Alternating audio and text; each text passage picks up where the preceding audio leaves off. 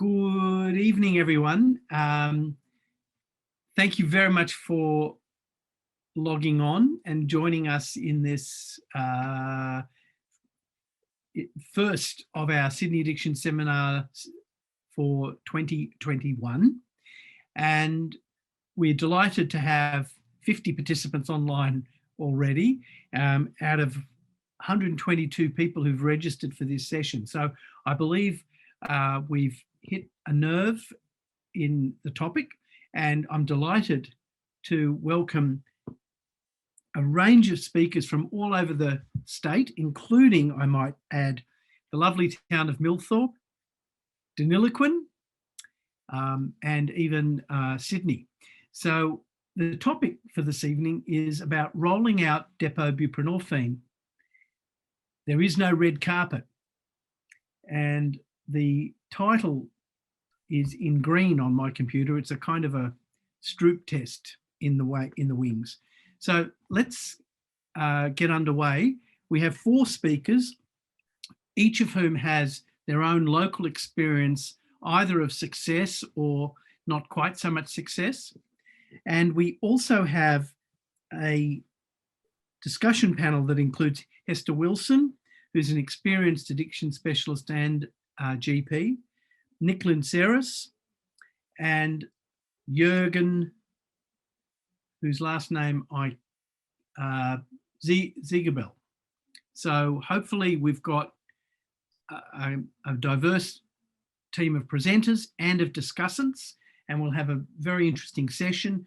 My plan is that we'll go for about 45 to 50 minutes with the presentations and allow plenty of time for discussion and finish somewhere, not precisely, but somewhere around the 8:30 mark.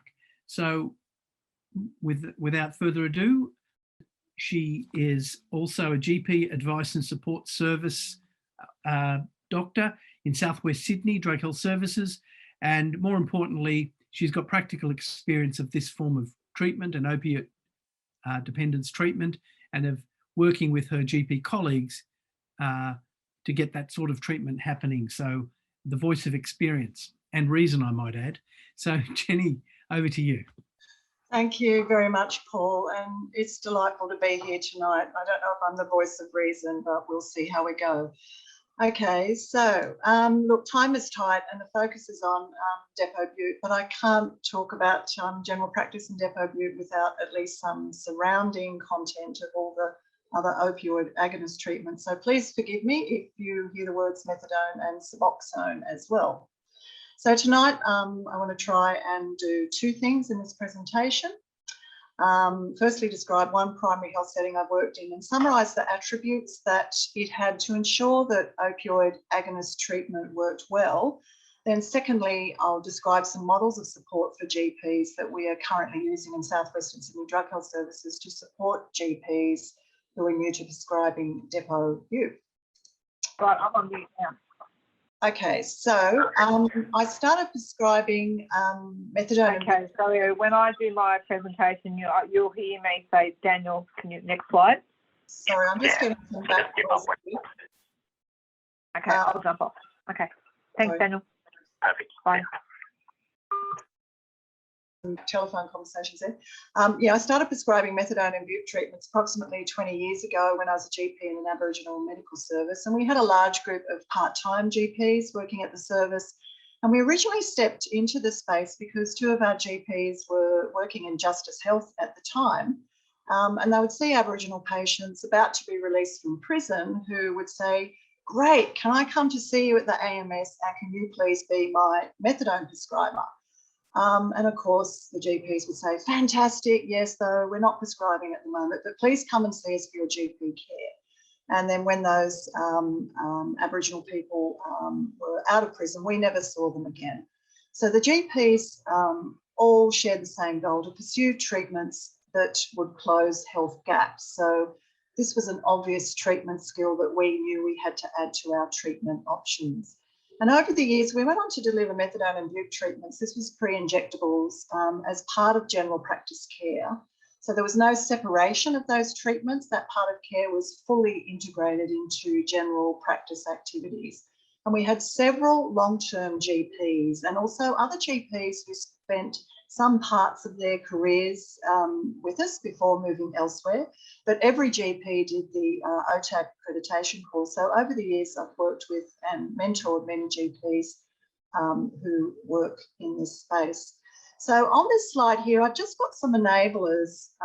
So some reasons why I think that in that particular primary healthcare setting, prescribing OAT treatments worked. So first of all, the GPs were all united by big picture common goals and beliefs. In this case, it was, the right for all people to have the best evidence-based treatments under the common objective of wanting to close health gaps. We also had a critical number of long-term GPs, and this, when you have that, several other things start to happen, which are great. Collegiality becomes really strong. So, when your job feels tough and, you've got some support, and new GPs coming into this setting were supported in-house. And that included mentoring them into delivery of these treatments. I mean, I know I've heard GPs say, I've done the OTAC training, but I really don't have the confidence to do this. But when you're supported in-house, you can say, hey, how about you see this person? Things are pretty stable here. It's fairly straightforward. And the patient can be reviewed, and then we can chat about it and take a look at your script, all those sorts of things before it's finished. And there are some practicalities that come together as well when you've got that kind of critical number of long-term GPs. You can take leave, you can take annual leave, sick leave, you can even retire, and the wheels are not going to fall off the bus. We also had multidisciplinary healthcare that was available inside the practice. We had a social emotional wellbeing team, and I don't want to sound too Pollyanna about this. We were struggling for services too, but we did have some psychology and psychiatry and grief and loss and trauma counselling that we could access in-house. We also had a dedicated non-medical health professional staff with expertise in drug and alcohol. And eventually in 2011, we had a dedicated Aboriginal health worker and a drug health CNC for the 100 patients we were looking after. We also had key non-health professional staff who supported the program. I can recall one GP in southwestern Sydney saying to me recently, they were really keen to continue buprenorphine treatment at their practice, but the practice manager said, you're not going to do that here. Some of you are probably familiar with this concept of champion GPs. So in general practice, you often find GPs who've got particular special interests. So it might be diabetes care, or it might be doing procedural work, or it might be, antenatal and postnatal care. So if you've got one or two GPs who can champion the cause of addiction medicine inside a practice and bring that whole outside world of addiction medicine and share all the learnings and keep the team enthusiasm up and look at some of the policy issues, it is extremely helpful. We also had really strong relationships with the public clinic OTP nuns and key OTP staffs. So about half our patients at any one time used to be dosed at the OTP units. We worked across two of the public OTP units, and we could always speak to who we wanted to in a timely fashion. It was so mutually supportive. We always talked about our patients. It was never, well, you're the prescriber. And we met staff physically as well, so we knew who each other were. And if any of those OTP staff and NUMs are listening now, this is a huge thank you to you. We also had adequate time to see people. So there was respect for managing people with complex comorbidities, and our standard consult time was half an hour. And that's quite different to your average general practice. I knew if I needed to do an assessment followed by commencement onto methadone, that I could extend that half hour as well and take more time, because there was an acceptance of the complexity of medicine. We also had we had great educational support, and it was seminars like this seminar that helped enormously. So I haven't got time tonight to elaborate on the challenges, but these are here, and I've just put them up because I'm really happy for anyone offline who wants to chat about any of these challenges in detail. Now, many, but not all of these, I think, may apply to depot buprenorphine as well. So Ahmed came into drug health services to be stabilised on Suboxone and moved on to weekly and then monthly Buvidal. And then we had a telephone case conference with Ahmed, his GP, and our team for his next monthly Buvidal injection. And in preparation for the transfer, we talked to the GP about things like the PRU paperwork. I remember these are GPs who have got no idea what that is and they never have seen that. So they do need quite a bit of support around some of these things that we take for granted. We sent, some video links that show the injection process on a pretend patient, sample treatment agreements so they can organise that with the patient, links into New South Wales health guidelines, and we liaise with the pharmacy.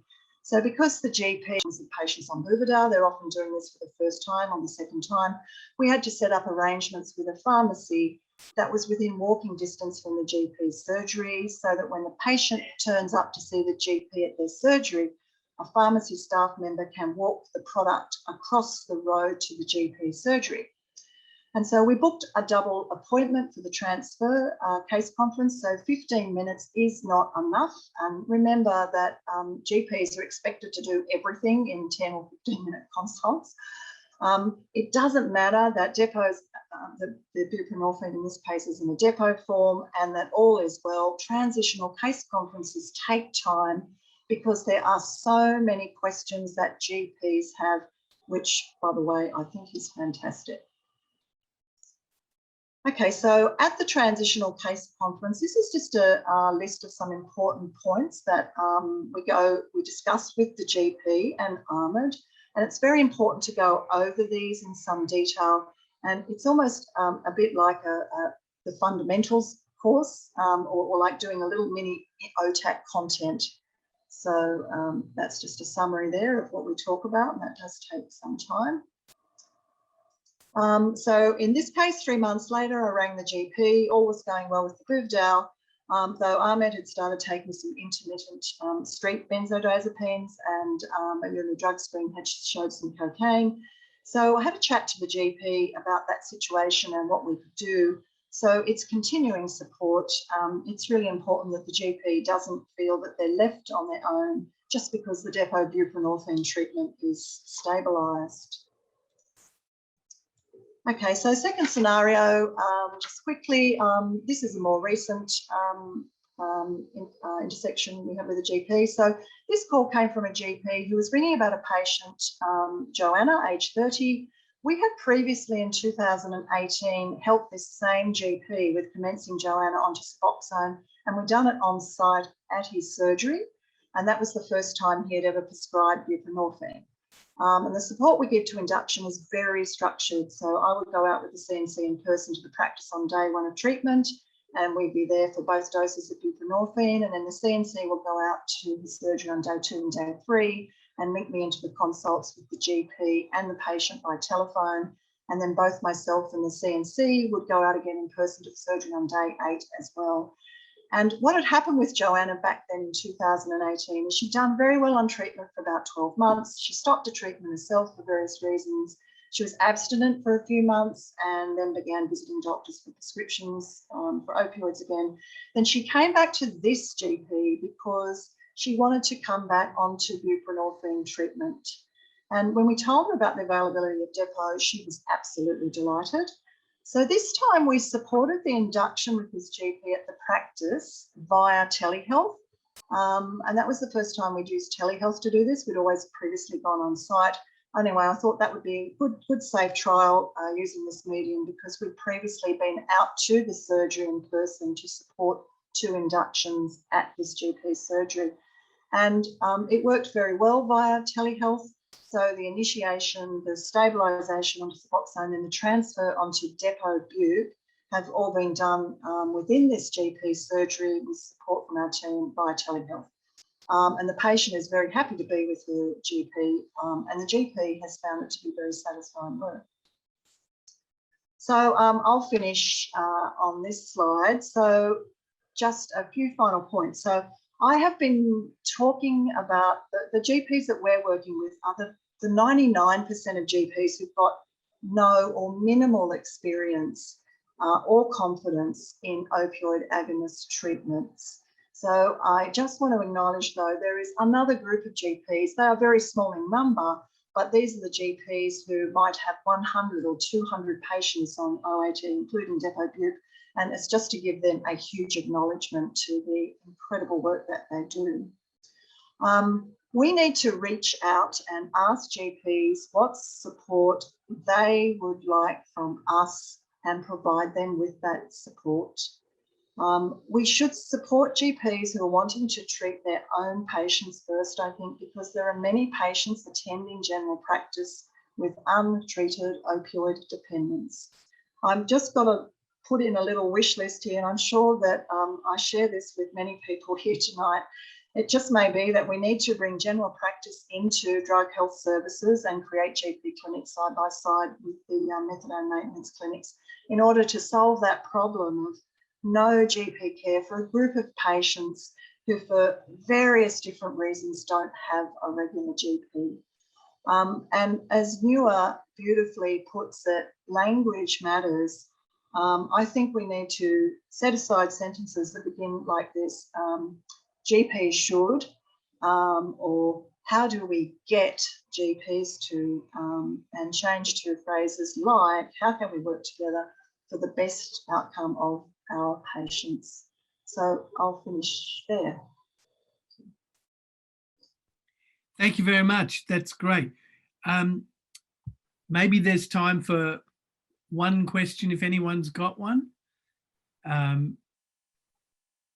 I guess one question that's in the chat is about the level of support that GPs may need. Do you think that that is feasible for us to be providing that level of support? Is it not easier just to continue treating the patient in the public sector and cheaper? What do you think? Yeah, I think it's a really good question. I think though that I do think with Depot Bupe that things might catch on and things happen within practice. There's something about getting to a critical number of GPs who can do it. The beginning of the process, I think, is always going to be slow, but I do think we should look at all possible models of care.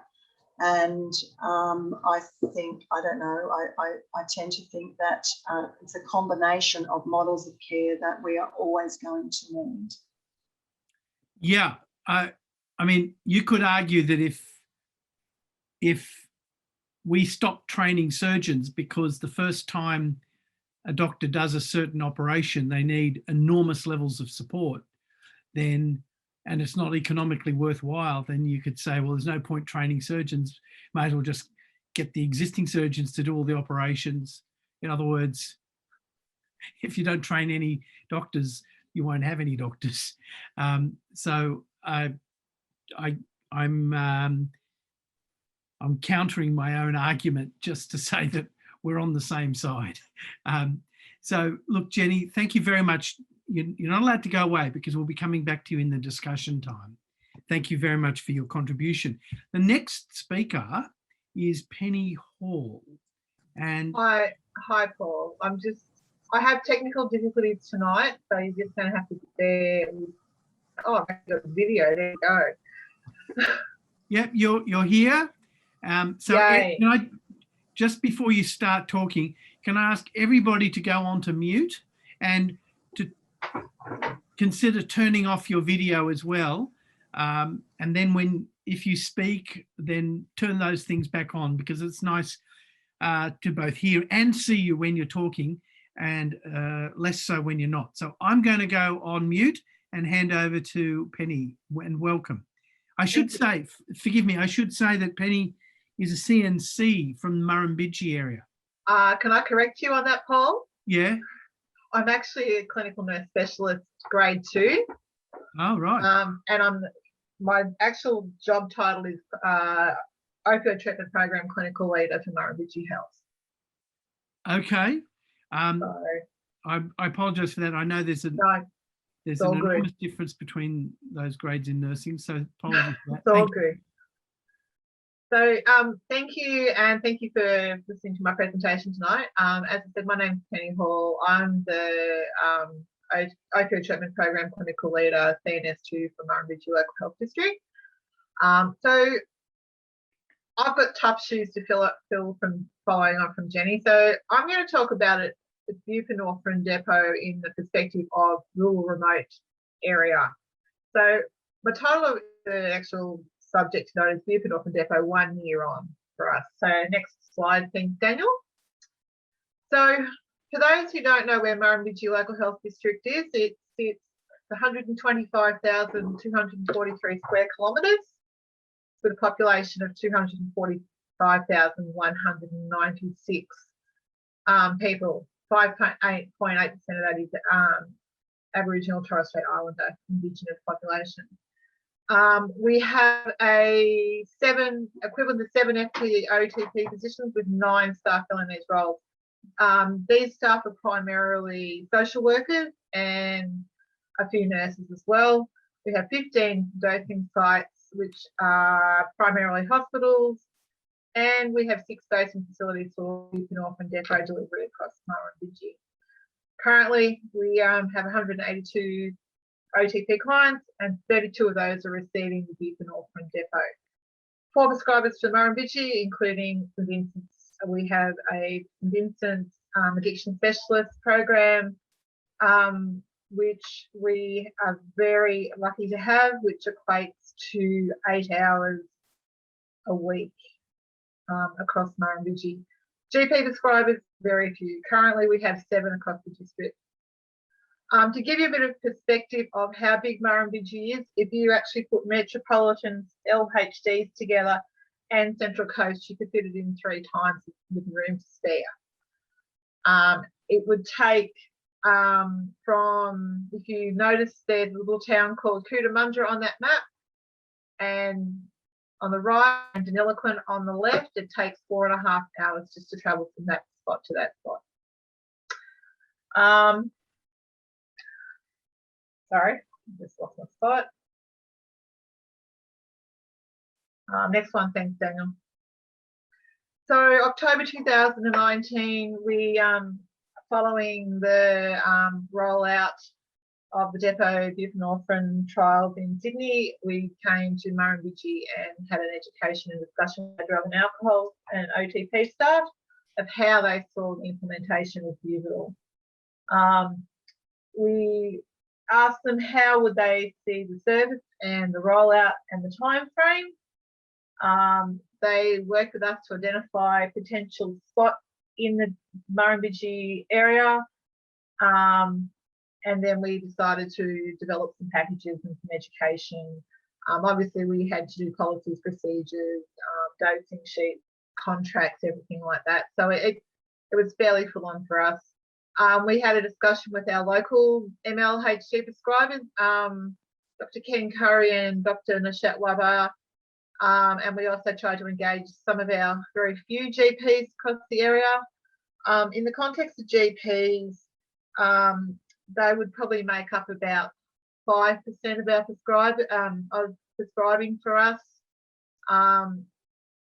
Some of our GPs only are quite transient. They will come in for a short period of time in our towns and move on, and they're usually our ones that have been prescribing for us. So we also identified some sites across Murrumbidgee, 6 in total. So we had we actually identified emergency departments because of our staffing in OTP. We don't have many RNs. So we engaged the emergency departments across the service. We had our OTP clinic Banksia in Wagga, and also our local community mental health drug and alcohol services where they did have nurses. So after identifying those, obviously we had to attend to risk assessments and engaging the staff of why we're doing that, particularly in the emergency departments. We had a few issues with staff around, they don't want, obviously those people in our service, in their EDs, that sort of thing. But we got there. So we also discussed with consumers the service in view of offering this new medication. We have had some really great success in transitioning people from methadone. We have one gentleman who has been on methadone program himself for 25 years. He was slowly transitioned down to Suboxone sublingual and then onto the Buvidal. So this gentleman now is actually working. His physical health has improved. He's re-engaged with his family, and he thinks it's the best thing he's ever done. So it was wonderful for him to be to say that to us. We developed education plans and delivered those to ED staff who would provide that medication. Once again, we still, as I said before, we had some resistance, but we got there. Next one, Daniel. So currently 12 months after implementation. So 14th of April last year, we had our first clinic and we had 3 clients at that site. That was based in Young. And those clients are still on the program and have done very, very well. We've had conversations with some of the GPs in Young, and we still have quite resistance about anything to do with OTP, which is unfortunate, but ongoing education will hopefully have some good impacts for them. So now we have 32 clients at 6 sites across the MLHD, and steadily growing as we're transitioning people from Suboxone. Murrumbidgee is using Buvidal currently, and we are looking at transitioning to Sublocade in the next 12 months as well. So we've found that our clients have been really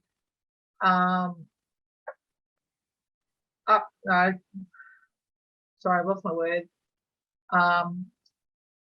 Taking the depot on board, because the flexibility of delivery is really good. We can do it. We have the option to do it outside clinic hours. We can utilise our dosing site.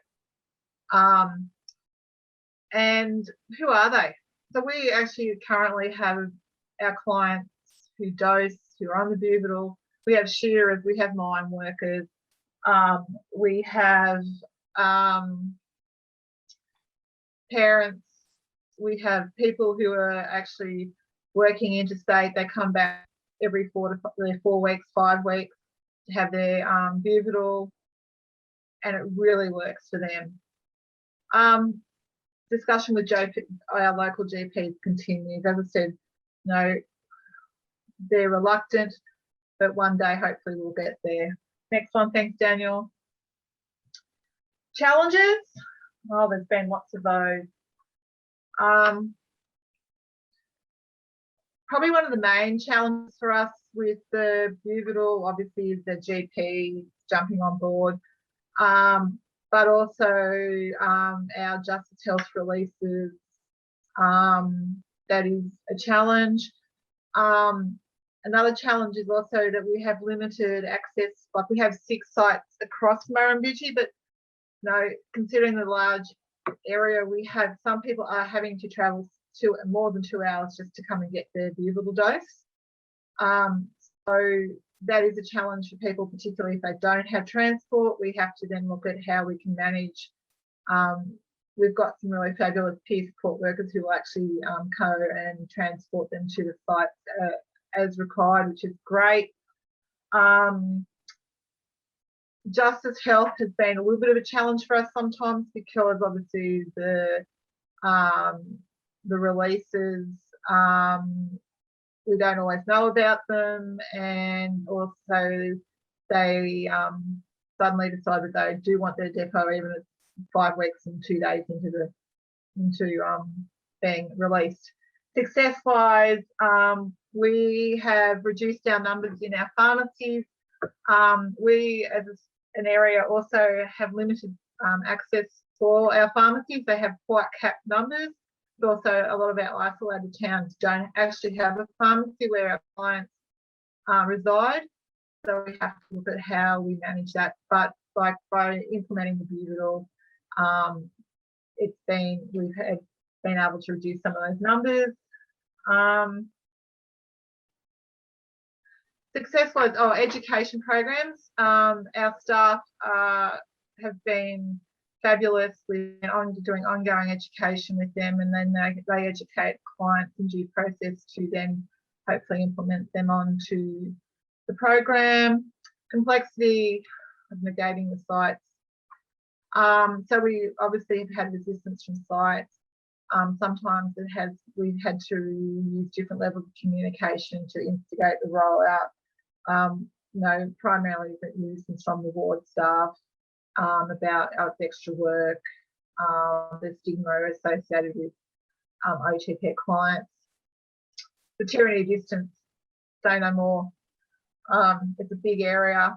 I think to drive from one side to the other would probably take you 7.5 to 8 hours in the car one way. And also just transitioning the clients to the program. Some of them have been fabulous. We've had people who are a little resistant, but when they actually jump on board and get to the monthly, they think it's absolutely fabulous. I think we've only had one person across the district who's decided to go back to Sublocade films, and that was at their discretion. Next one, thanks, Daniel. So what's next? Where to from here? So obviously further implementation of dosing clinics across Murrumbidgee for Buvidal. Our GP engagement to begin prescribing Buvidal for those who already provide Sublocade scripts. It's ongoing for us. Once again, sometimes it's a tyranny of distance. It's about rapport building with our GPs as well. And that's primary one of my roles is to go and see them, jump on board and give them the most up-to-date information that we can and support them around exploring the Buvidal for their current prescribed clients. Our ongoing education to new staff. We have had a sort of influx of new staff. Currently, all our outreach OTP staff are equivalent to 0.5. So we're always looking, talking, educating, supporting our new staff. And Sublocade, so that's our next frontier. So exploring that, where we're going to go, how we're going to implement that in the next 12 months. And I think that's the next one. And then thank you. Thank you for listening to me.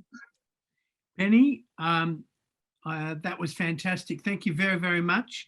And I'm also delighted to hear you talking about the two different products, because this is not a product orientated presentation, and it's this evening, and it's great to hear that you're open to whatever product is actually licensed and available. So that that is a good thing.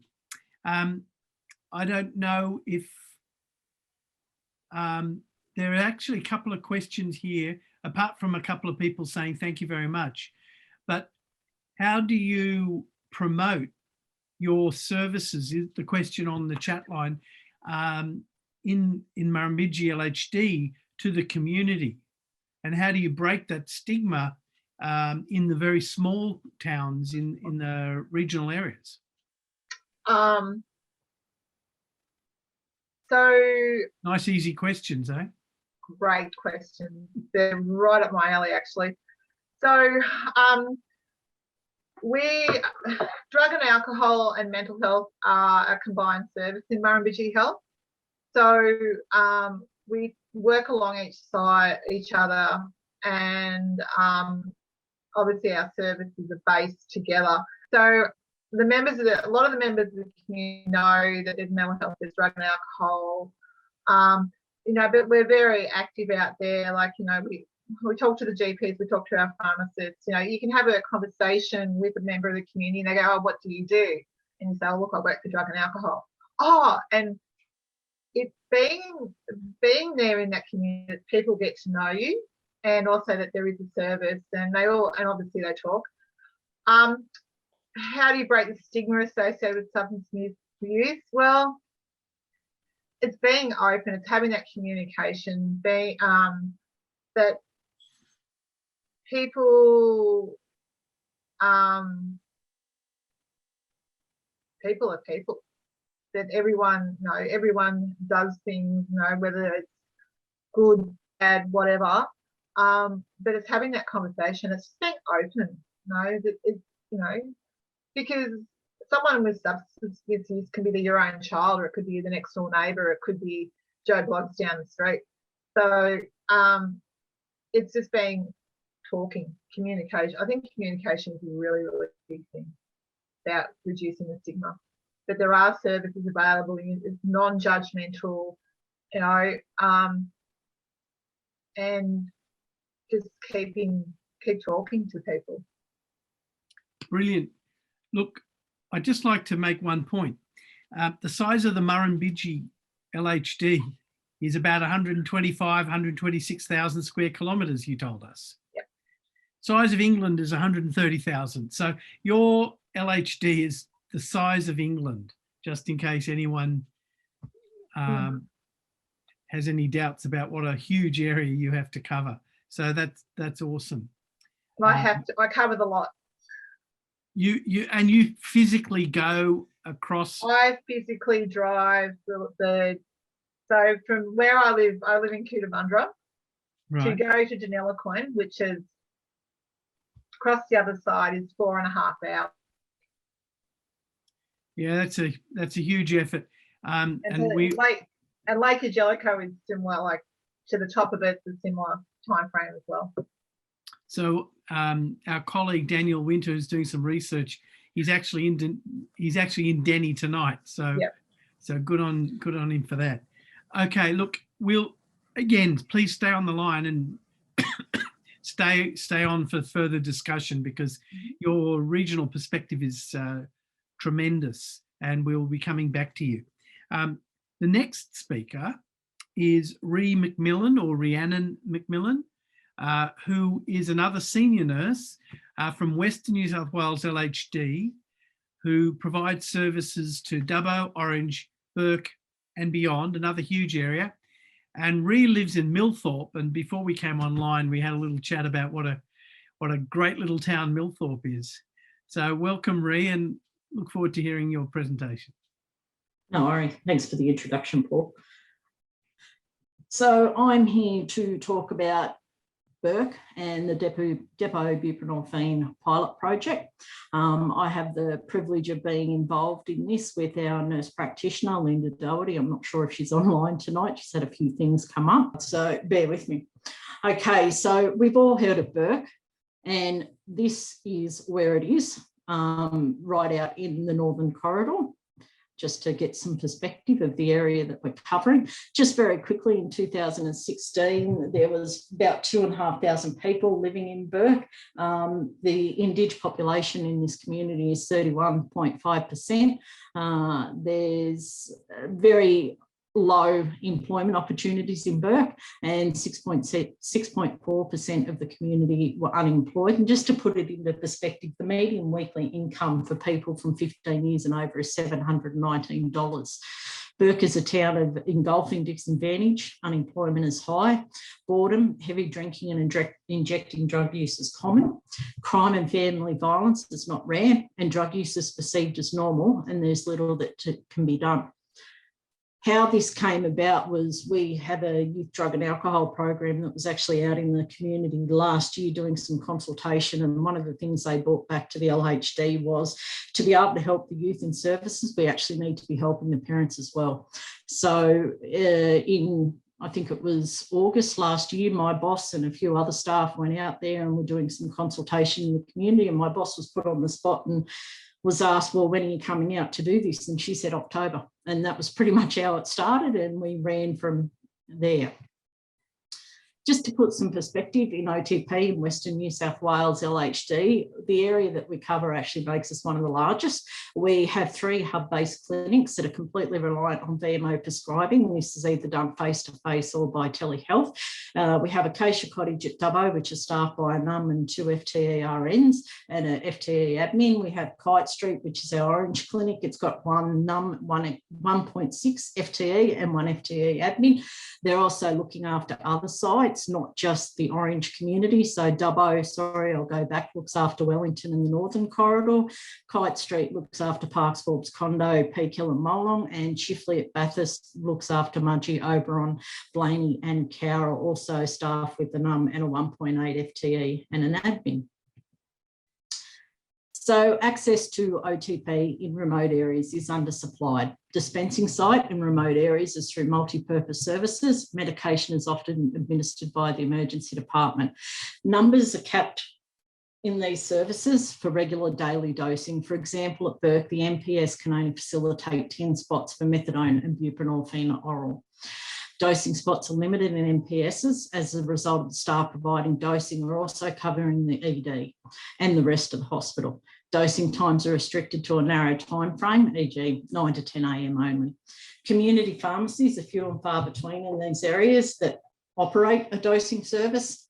The ones that do are generally at capacity, and obviously there's a fee associated to treatment, which can be counterproductive.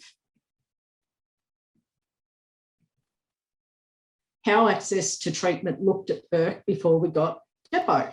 So 33-year-old male contacts the helpline, intake completed and wants to go on I2P. Has a history of ibuprofen use since 20, and he's been using buprenorphine strips, 8 milligrams or Oxycontin 80 mgs. He's got daily cannabis, cigarettes, methamphetamine. He lives in Aboriginal housing with his partner. He has 4 kids, 2, 5, 6 and 8. He's unemployed on partnered payments, has no car and no driver's licence. He's referred to Acacia Cottage at Dubbo and placed on a waiting list. First alert, we have a waiting list. There is limited prescribers and facilities after Katoomba. Alert 2, there's only 10 dosing spots in Burke, so he's going to be waiting a while. And, oh, well, he's barred at the chemist. So this is what treatment looked like before we got the depot. Patients need to travel to Dubbo for assessment, which is a 748-kilometre round trip. So from Sydney, we're going to Port Macquarie. No car, no one to drive, we'll need to use public transport. Welcome to public transport in Burke.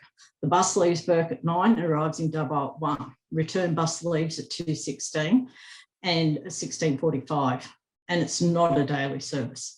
Due to bus arrival time, he would not meet the VMO clinic hours. Bus fare is $27 to $40 or a concession.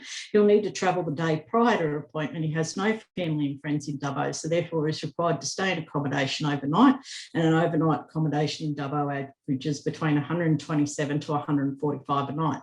If a client does not have private transport, it can be a 2 to 3 day trip just to complete the assessment and medical appointments to commence treatment.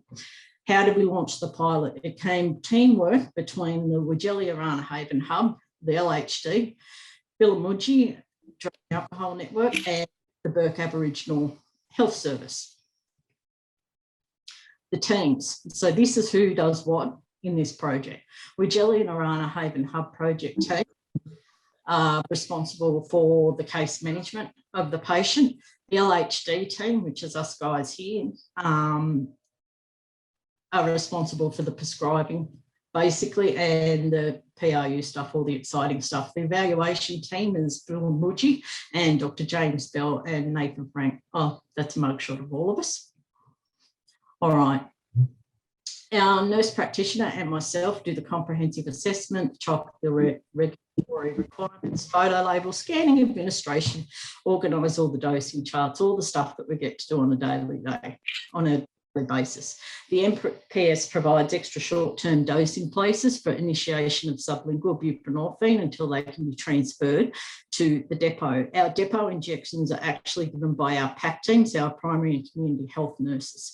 We have a mixed model of care for service delivery, and it's both PEXIP and site-based. When we are site-based, we sit with the NGO. We actually don't sit with the health service. So how many are accessing depot? We commenced in October 2020. Referrals, 24, 4 from Justice Health, 20 word of mouth. It travels fast. Comprehensive assessment and workup completed for the 19 of the 24. 3 returned to custody before assessment and transfer could occur. 1 relocated out of area. 1 was coming to Orange to see us. We're still waiting for that person. We're unable to locate them at the moment. During the assessment and workup phase for the commencement of treatment, we also do dry blood spot testing and supply take-home naloxone. The sexual health team or the sexual health CNC follows up with DBS results and HCV treatment pathway if required. Of the 19 who have completed the workup, all commenced treatment. 3 who have not commenced are still being followed up by the hub staff to encourage commencement. The other party is residing with the Majesty, so we'll probably get them on the other end. 1 client has declined to continue with Depot, is now on waiting list, but continues to sorry, I can't see that, so you're going to have to read that yourself. Continues to see the staff at the hub. 1 is transferred to a private prescriber in Dubbo and 1 ceased to pick up. Good news, wants to recommence again when we're there next week. Some of the challenges that we have faced going out to a remote site is gaining the community's confidence. People come out here and start something and then they stop coming. So being consistent is one of the things that we've had to really focus on. Engaging and supporting MPS staff. This isn't their area of practice. This isn't what they do on a day-to-day basis. So anything new can be overwhelming. Change in management of the MPS service has also been an issue because you just get things started, sorted and arranged and someone leaves, so you've got to do all that retraining. This is what we're doing and this is, what we're trying to achieve. Change within the MPS staff itself. Burke as a service is reliant on agency nurses, so they'll come in and do 12-week contract and then they'll leave. Doing business in a different environment, that's a trouble. Well, it's not trouble, it's just a challenging experience when you're used to working, I suppose, in a regional site, but has access to a lot of things. Operating virtual services out of an NGO, sitting on a metal chair. Small community, long history and long memories. So they've obviously been personal relationships that can sometimes interfere with what's going on. Some clients just don't want to attend the hospital. There's a perception that we are taking away business because of the depot buprenorphine. We're only able to offer depot buprenorphine as a treatment option, and you don't get to switch off at the end of the day when visiting. You get stopped in the street, you ask questions while you're ordering your dinner. It's a small community and everyone knows that you're not local. Some of the other challenges is boundaries of scope, what we can do when we are on site. False information against people who inject drugs being given in regards to depot buprenorphine. Communication can be difficult at some time when you've got so many service providers involved. Juggling site visits within existing roles, and the service is not funded and stretch resources are stretched further. So how do we sustain this in the long term? All right, so what makes this worthwhile?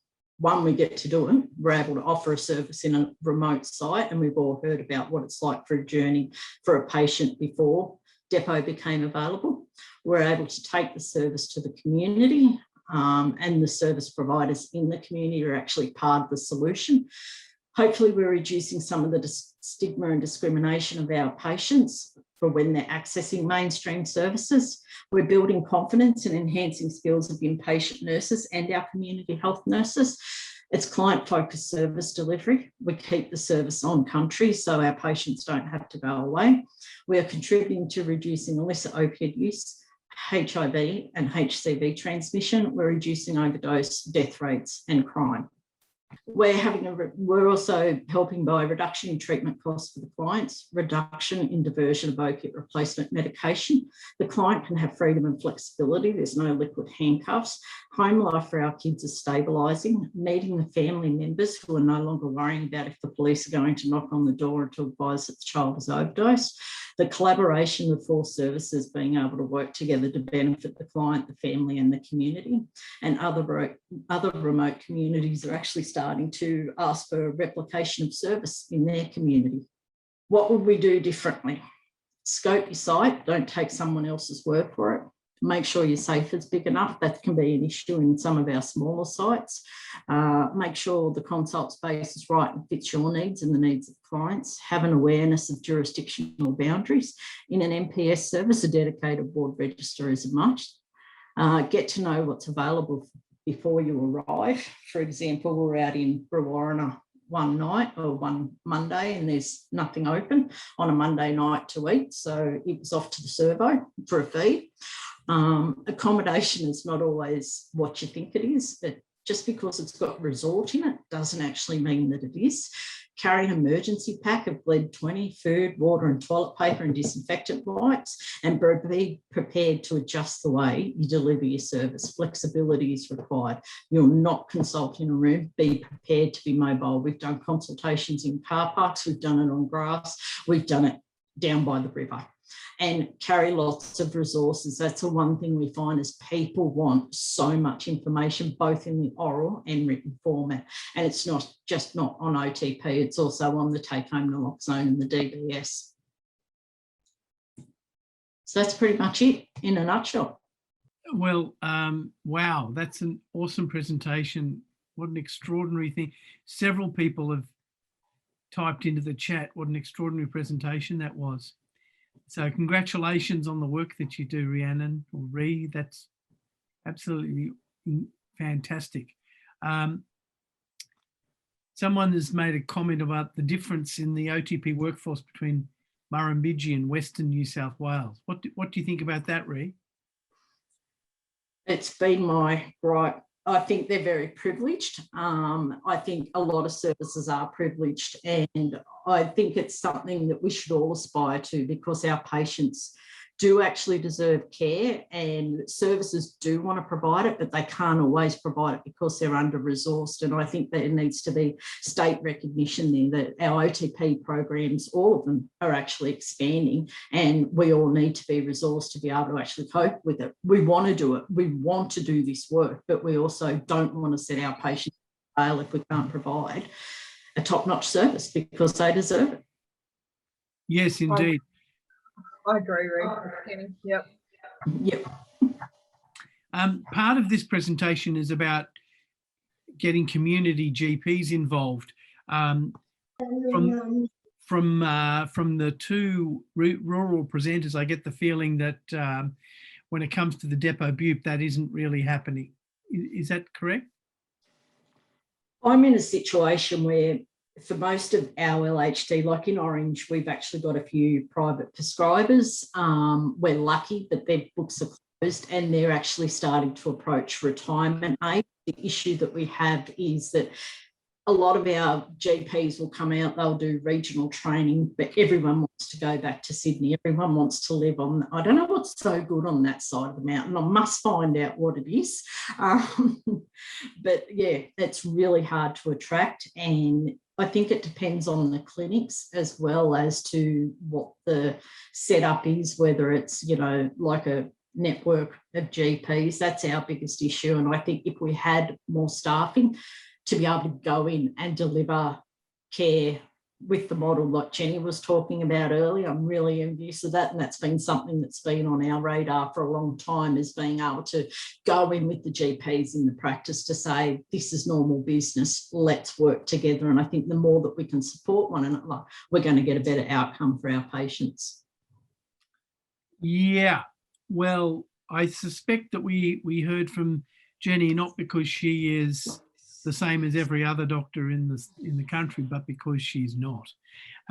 We can open up the discussion about what are the challenges. I wonder, Hester, you had a couple of comments. I don't know, Hester, whether you are able to unmute and whether you have any comments. Yes, there you go.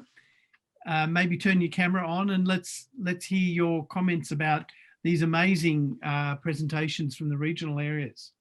Yeah, look, it's just so inspiring to hear all the fabulous work that's being done. You know, look, I work in Sydney and we have lots of support structures. We have a more complex system because of all the options that we have.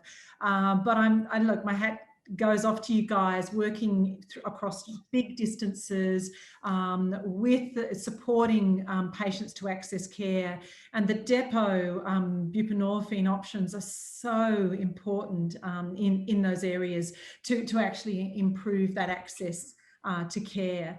I would say that once again, what we're hearing is the same issues around encouraging our GPs to be involved in this, and there are very good reasons why they don't, and those do not change.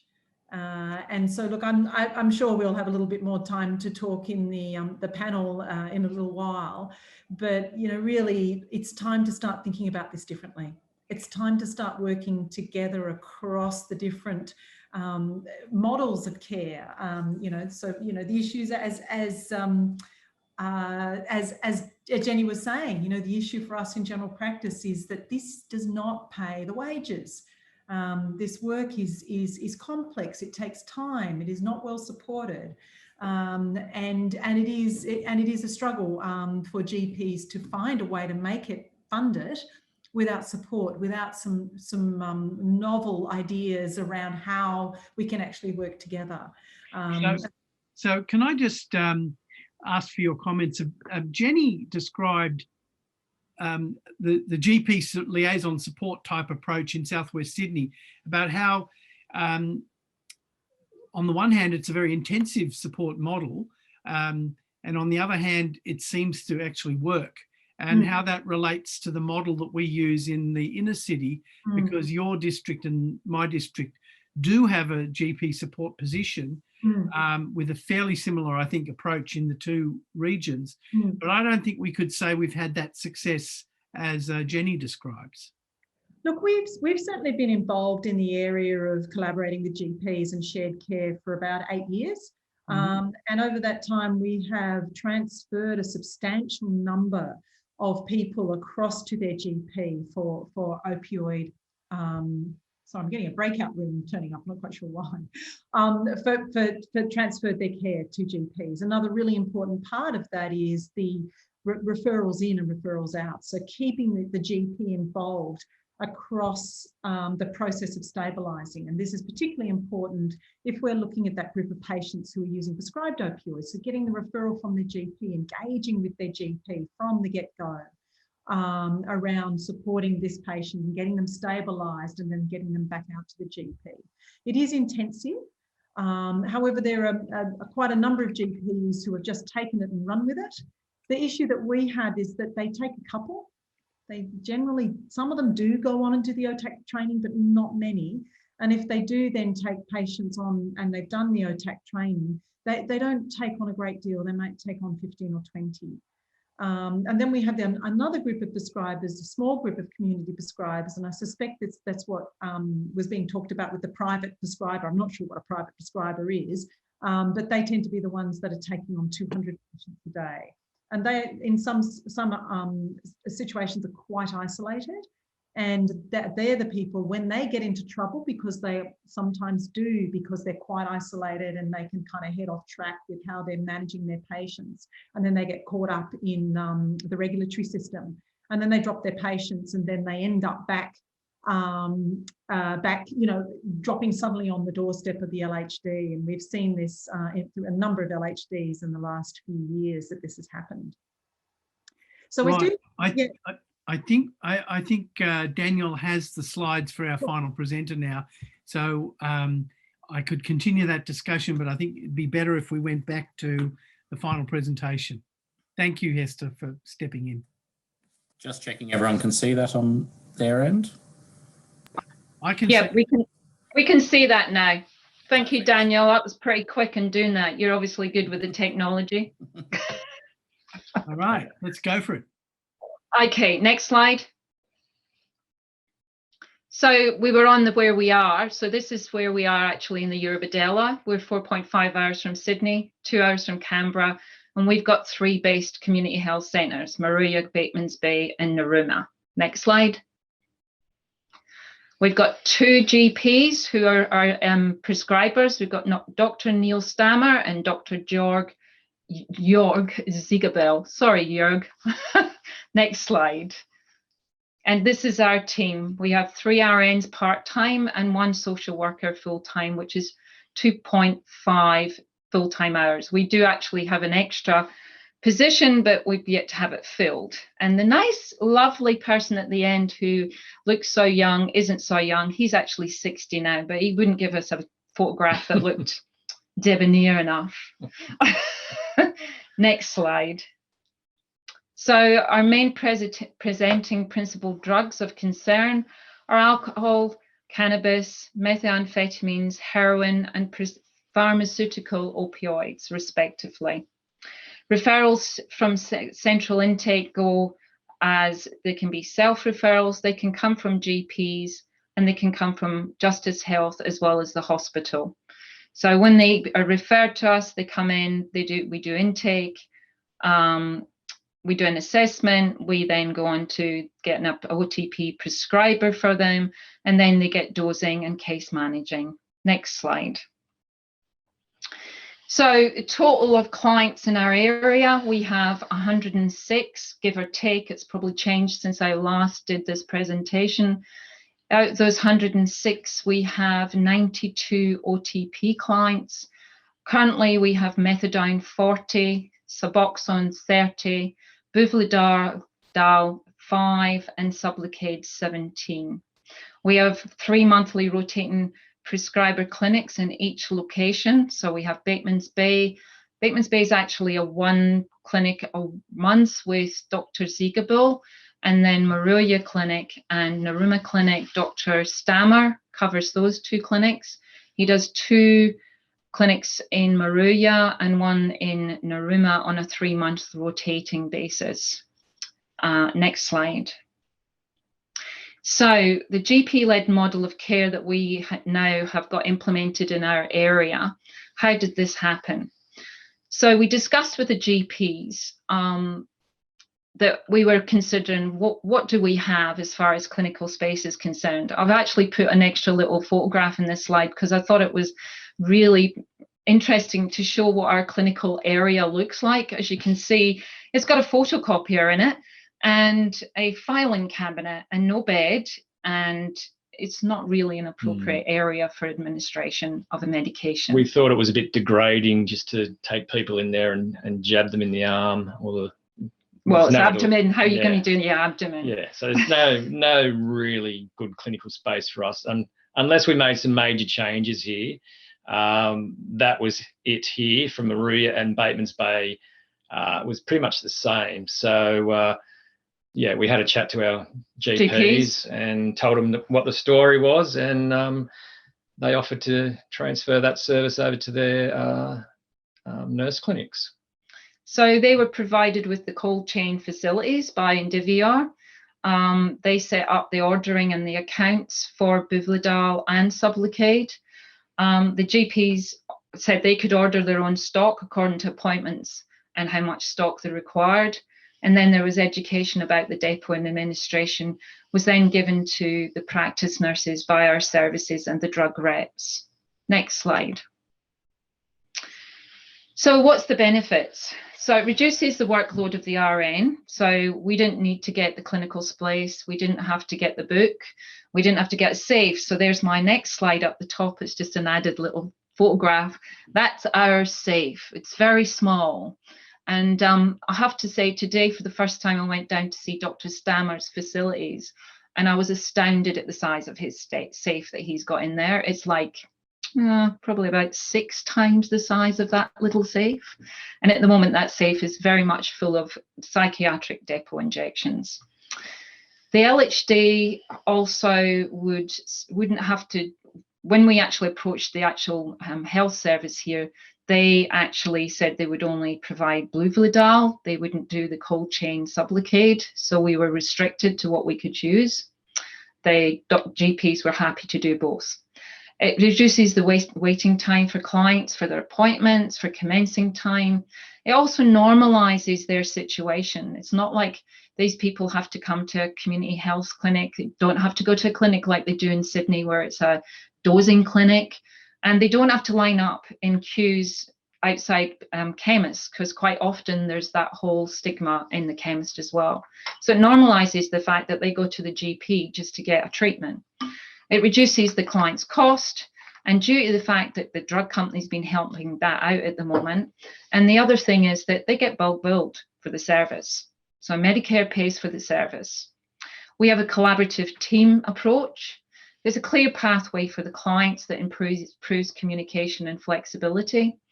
And with clients that have actually got to a point in their life, I have one client myself who was on Sublocade, actually had a full-time job, was attending his GP, was doing very well. So I discharged him from my case management service, but it meant that he could just keep going on to his GP for the actual injection.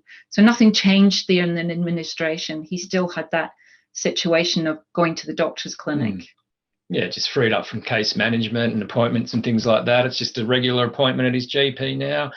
And we found that a lot of our clients, they've seen our GP prescribers, but they've also transferred all their care over to this GP. So it's just seeing one GP and they're not seeing GP for other treatment. This whole thing is just one collaborative approach under one GP, which just for the client, it works really well. So next slide. Future. We're looking towards the future. We want to improve the engagement between the clinician and the client to reduce bypassing of our services.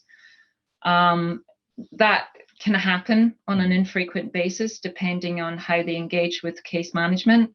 Improve communication within the GP services, and especially the Justice Health clients. We, as I've heard already this evening, have had problems with Justice Health clients, especially they get discharged.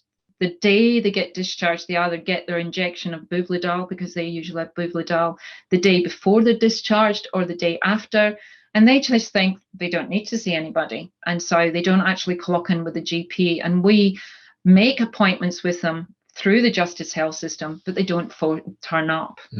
So we need to sort of provide a better collaborative care and reinforce the continuity of care with our case management with these particular cases. We've also found that the Justice Health clients, most of them get the injection the day before they leave or 2 days before they leave. Just recently, we had a guy that came out, and we tried to chase him up. Sometimes contact details aren't given and things like that. But the only way we actually found this client was that he started presenting to the ED quite regularly, and he was actually in withdrawal. So the dose he was on that was given at Justice Health wasn't adequate, and he had to be seen up in ED. And we had a review up there with him and managed to get him in with one of our prescribers here who upped the dose quite considerably because it wasn't adequate enough. So that's happened a few times now, and a lot of Justice Health guys they're coming out, they've had their injection, and they're not following up from what we can see as well. So we've informed Justice Health and had a few emails back and forth about that too. So hopefully things will change there too. So future plans, we do hope to sort of try, it's a time-consuming thing, to have an OTP peer group sessions where we might get people who have been involved with either the depot, or I have a client who's got off methadone, to discuss with clients that want to go down that pathway. And we do have an additional prescriber who's come in Narooma, who has similar services. He's been given the fridge, and he's got a safe, and he's really keen to come on and actually be a prescriber with us. We just have to, we really need to get the health service, New South Wales health services on site, so we can get that prescriber in Narooma, which would actually be really good for our future care and increase the population down here. And thank you much for listening. Thank you. Questions?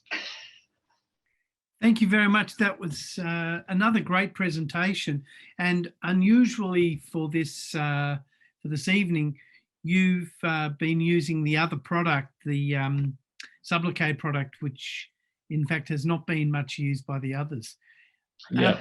I think that was because the GPs, especially I work with Dr. Stammer, he was keen to have a bit of trial on both to see if there is any difference, get a bit of a feel for both of them. Yep. So he was open to both of them. Yep. I'm also a little perplexed about the cold chain thing, because the product information continues to be changed to make that less and less of a priority. Yeah. But Yeah. I'd just like, as we head towards the final discussion session, to invite Nick Lintzeris, if he'd like to make a few comments about these models of care that are doing what we have struggled to do in the regional areas. Thank you, Paul. I'll see if I'll come on video. There I am. I've got a fake background. Oh, look, it's so exciting to hear some of these models that are occurring, and especially the adaptations. What I'm taking from it is every model is slightly different. Everyone's got slightly different service system arrangements, and you need to adapt locally. And it's just great seeing that kind of adaptiveness that's occurring. I must say that listening to the talks, I kind of think to myself, oh gosh, it's so hard out in the rural areas, you know, tyranny of distance and so forth. But there's also some advantages that you have in the rural areas that we struggle with in the sort of inner city areas. And that is, I think, as Hester alluded, there's actually too many choices, which means many GP practice. So we're seeing a much greater commercialisation of medical general practice in the cities with large medical centres where pretty much, you know, they won't do this kind of work, you know, the commercial big private company ones. And many of our patients in the cities actually are attracted to those medical centres because they're convenient, you know, it's for a whole range of reasons. So you know, there's some different challenges occurring, I think, in urban centres compared to some of the regional rural areas. I guess though, what I'm sort of hearing, and you know, I think we need to be understanding much better, is that idea of creating local networks and supports based upon whatever means you have available. And again, what I've seen is that the simple model of a GP doing this just on Medicare, unsupported by AOD services, or relying on, you know, mental health plans and private psychologists, that kind of model, which has often been sort of, you know, recommended as, oh, you can do that, you can do methadone and bupe that way, is our experience is that, well, actually not many GPs get involved that way with that, you know, and if they're going to be involved, you need much more support for them. I also think that actually for too long we've, you know, sort of only really had doctors working as general practitioners or the public system. And we haven't really identified what is the role of the private specialist in this space. Addiction psychiatrists have been working in, you know, AOD, doing drug and alcohol for many years, but their business model is essentially one of admit them into hospital. And so we don't really have a long tradition of addiction medicine specialists trying to do this work, you know, trying to work in community practice. But the depot might well change some of those sort of economic kind of factors that are essential in sustaining private practice. And the other thing, which again, picking up on some of the networks that's occurring in the rural and regional areas, in urban areas, I think we've got to sort of think about how we may better engage with some of the other kinds of sympathetic services or support services, such as some of the NGOs who can provide some of the wraparound services and may be able to bring in other resources, not relying on just doing this on Medicare. One of the different challenges I see though in our urban centres is, and please do not think that I'm crying poor and that, oh, poor, you know, inner city LHDs, but we are so inundated, we are so overstretched with our clients that, as we all know, to do something different or something new, you've sort of got to stop doing something you already currently do, or you've got to get new resources. And we're not seeing a lot of new resources coming into the public system. So this is one of the challenges, and we all know this, that we need to engage our community providers more, but it also takes a lot of resources to get those systems up and running. I think Jenny described, just what's involved in getting a prescriber to start prescribing for the first one. The second one becomes easier. The fourth one becomes easier still. But ultimately, at the end of the day, I also think we have to sort of take a bigger picture in terms of strategically, where are we going with this? And what I mean by that is we have around 25,000 people in opioid treatment in New South Wales. About roughly around 10,000 of those are prescribed in what we would call public system, either corrections or LHDs. Probably around 5,000 are in the private clinics, and probably around 10,000 are being prescribed by general practitioners who charge Medicare. And the GP quotient, actually most of those quotas, other than Justice Health, have actually remained stagnant for a long time. And this is going to be the challenge. How do we grow to 30,000, 35,000 and 40,000 clients? Because we're not seeing an increase in the public system resources, and I don't think we should hold our breath for that. So it's really incumbent upon all of us to sort of figure out where do we grow the system? Because we have stagnated in our client numbers for a long time. And what we're seeing now is a sort of a bit of a uptick again with client numbers, often driven by Justice Health. Anyway, I'll leave it at that. There's just some thoughts. And again, it's so encouraging to hear the diversity of approaches and the ingenuity being used by services out there. And really impressive. Well done. Thanks very much, Nick. Does anyone else wish to make any comments? I don't see any questions in the chat line. You're welcome to type something in there or just speak up. You have to take yourself off mute, obviously. Can I respond to John Smart? Responded, that's just as difficult work as a community-based addiction specialist as a GP. Yeah, the remuneration is different. And it may well be that, it becomes economically viable with some of these new depot products. But we'll see, and we're all learning. The depot products are a disruptor of service systems. The community pharmacy model is disrupted with the depots. A lot of the things we do in public clinics have been turned on their heads with the depots.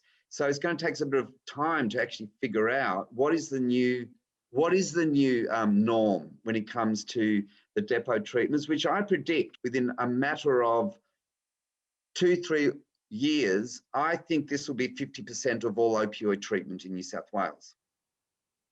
Well, can I just point out that the depot injection, if it's given by the GPs, if it's bulk billed, it then becomes a federal budget, no longer a state. And that's quite important, I think, when it comes to money. Yeah, same if an addiction specialist is charging Medicare in private, same issue. And I agree. I think, tapping into the bottomless resources of Medicare is something we've got to get better at. The medication is funded by the Commonwealth, regardless of who gives it. It's the clinician time that is funded either by Medicare or the state government. The medication is the same. That's a very interesting comment, Nick. And I think, like all of us, we've been super impressed. I think I'm sort of thinking of closing our session. We said we'd finish at about 8:30, and I think it's 8:30. So I wanted to firstly thank the speakers and really thank Daniel Winter for overcoming the technology. It's particularly impressive because Daniel's in Deniliquin, so don't think he's sort of sitting on top of a Telstra tower or something. He's right out there and getting the technology to work. Tells me it's not the distance, it's the skills. And I think it's also the clinical skills in that part and elsewhere. And you've taught us a thing or two tonight. Oh, it's Richard Hallinan here. Sorry to interrupt. I did remind you. Can we just get a comment from your Gable, because he has a GP counterpoint to the Southern New South Wales perspective, which I think would be very interesting. And he, Okay. as I remind you, he's also one of the few people who's prescribing both Sublocade and Buvidal. Okay. Good morning, everyone. Thank you for inviting me. I'll try to keep it as brief as I can. So I'm with the Buvidal team, so I think I'm living in heaven compared to Burke and all the other places. So we have a fairly good system, I think, that works well for us. So I just had a look. So we started giving depot injections in July last year, and I've had a look at our book, and so we've got 18 patients that we dosed at our practice. How we started, like, I've been very excited about that for the last 3 years or so when I first heard about it, and then we had a little bit of, I think, reluctance from our supervisors in Sydney in terms of initiating it, because everything was in the trial stage. But when it finally came on, I think both Neil and I sort of tried to grab the opportunity and go for it, because we saw that this would be just a great way of, dealing with our patients and getting out of haggling about takeaways and, all those things. And so when it finally came along, we decided, because of the other issues with giving the injections at the clinics, that we would offer doing it in the surgery. But we both run a very sort of team-oriented system, so that we really go via, as Moira mentioned already, that we go via the clinic. So basically the patients get referred, either self-referred, other GPs, or wherever they come from. And then our drug and alcohol team, they assess the patient. We see them in the clinic, in the public clinic, and do our assessment. And then if we agree to go on to injections, that we see them in the rooms for that. Now, we all have different systems, and I think what came through is how to engage GPs. Now, I'm just a GP. I'm busy. I've got lots of other things to do, and time is money. And that's what you don't have time. So it works really well. So, for instance, for my patients, I've given the new patient form for the surgery to our drug and alcohol workers. And so if the patient wants to swap over from either methadone or Sublocade onto the depot, or as a new patient that's been by Justice has, on injections already, wants to come and be dosed at the practice, then that new patient form will be filled in the session with the drug and alcohol worker. They send it through to me, so that I have time at night time after the surgery to set up the patient file, with past history and allergies and all that sort of stuff.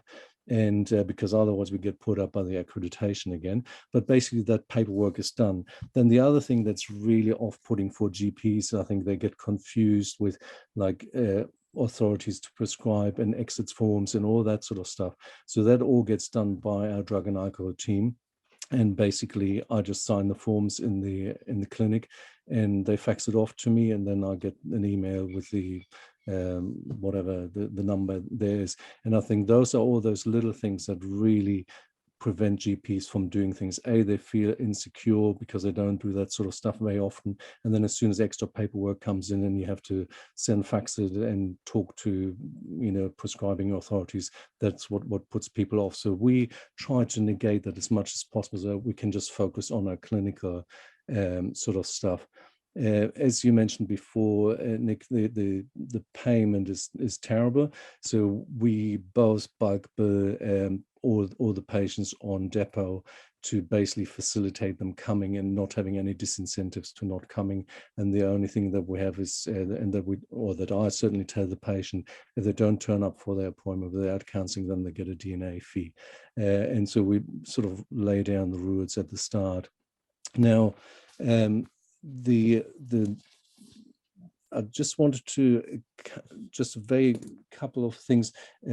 we didn't actually get a fridge supplied by the company, so we had one already, which is lockable.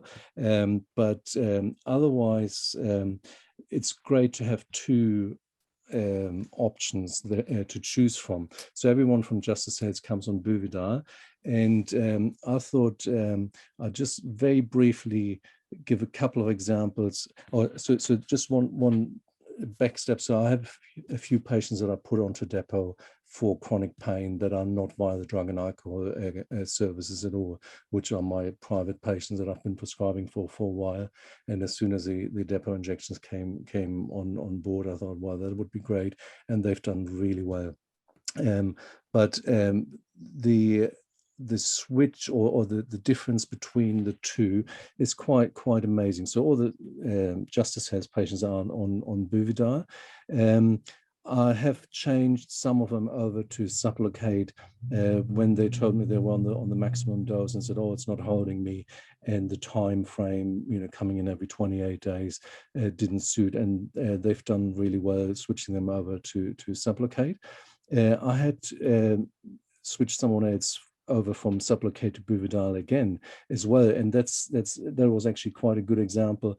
It's a young lady that I had chronic pain, patient, numerous operations, abdominal surgery. She's in her 30s and had about 10 laparotomies per perforated bowel, lots of scar tissue, and the Sublocade has to be given around the umbilical area. So she hasn't actually got an umbilicus anymore and lots of scars there. So we gave her a dose, and it sort of did not work for her, and I assume that's due to the scar tissue, that there was an absorption problem. So I sat down with her, and she was quite upset because I had to convince her that the depot might be a good idea. And then finally she agreed to have the Buvidal, and we're just giving her that, and she's doing actually really great on that. The other interesting thing, so you can switch from one to the other without any sort of issues in my experience. The advantage I find with a Sublocade is that you can, I haven't had anyone who said it's not holding me. If you give them 300 and 300 as it is recommended, and then you can either carry on with 300 milligrams every month or go down to the 100. If the 100 don't hold them, you go back up to 300. It's pretty easy. The big advantage that I find, and that's another issue that was raised earlier, what do you do when you're on leave? So the Buvidal, you're pretty close with your sort of 1 month's dosing, whereas a Sublocade, I think nearly most of my patients actually on nearly 6 weeks intervals now, which is great. It takes pressure off me in the rooms, and it allows the patient a lot more freedom. And that's one of the selling points that I talk to all the clients to when we discuss depot injections, that they have that freedom, that they don't have to go to the pharmacy anymore, that they don't go from withdrawing dosing on their daily methadone or Suboxone to something that's in their system. They have steady levels, and they just actually free up their brain to think about other things. And the other thing is that they're actually independent. They can do things for at least a month and, go away on holidays without having to get extra scripts. And so I think it makes a big difference. And the patients that I have on them, it's just amazing how it changes their life. I have several that are suddenly in full-time employment, and I think the quote came before, it's the best thing that ever happened to me, and I hear that all the time. So I'm a great fan of those injections, and I just wish we could put everyone on it and could get rid of methadone and Suboxone altogether. But that obviously needs politician involvement and guidance on that. We can't just make that call as little GPs, but it can certainly work well in GP land, I think. Excellent. Look, thank you very much for those comments. It's great to hear from you about the different products, and also it's great to hear you say that people can do things not just for money, and that it can be a rewarding area of practice when our patients improve, and boy, they really can improve in some cases. So thank you very, very much. A beautiful perspective. But we are, in fact, out of time. So I will close the session. I want to, again, thank all of our speakers. It was really interesting, our panel for their comments. And I really want to particularly thank Richard, who put a lot of work into organising this fantastic group of speakers, and Daniel again for actually making it work. Thanks everybody and good night.